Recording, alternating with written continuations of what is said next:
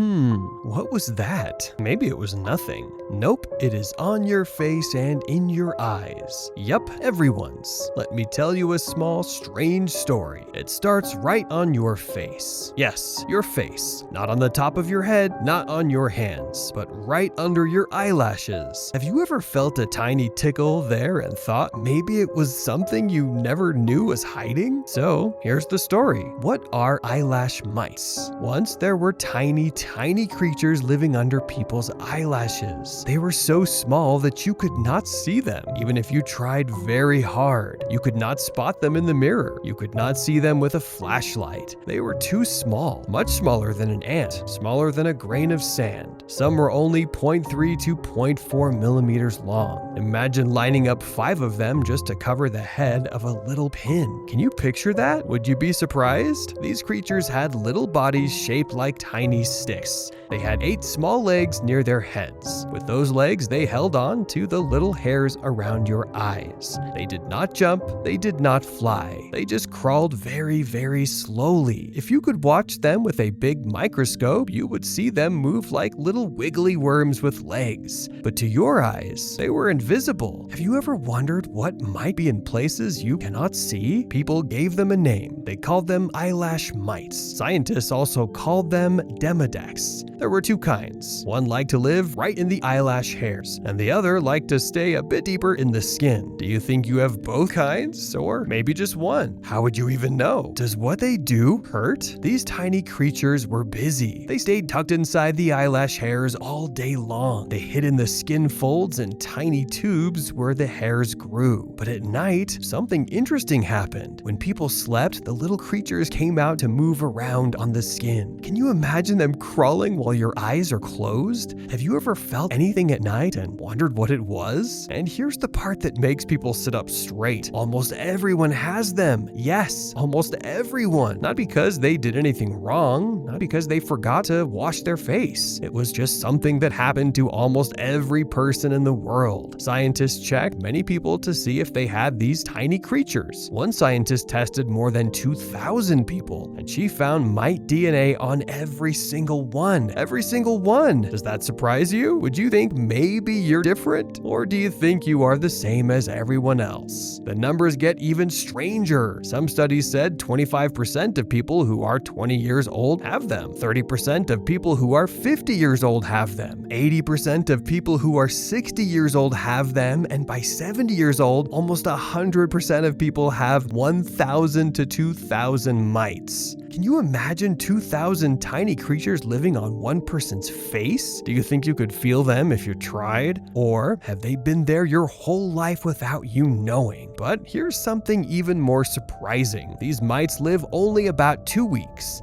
That's their whole life. They hide, they crawl, they eat tiny skin flakes, they lay eggs, then they die. New ones take their place. And this keeps happening again and again. Did you ever think something so tiny could live and die without you seeing it once? Scientists had to work very hard to find them. One scientist used a tiny spoon to scrape a little skin from someone's face. Another scientist put glue on a glass slide and rested on a person's forehead. Then she pulled it off to see what stuck to it. They took the slides to a big microscope. They looked for the smallest wiggle. Imagine staring at tiny hairs and tiny dots, waiting for one dot to move. Some people had many mites, not just a few, a lot. And when there were many, their skin and eyes felt strange. Their eyelids looked red, their eyes felt itchy, their skin looked shiny, almost like a white frost. Doctors even gave that look a name, Demodex frost. They said you could see tiny bits coming out of each pore. If someone scraped one little pore, it looked like foam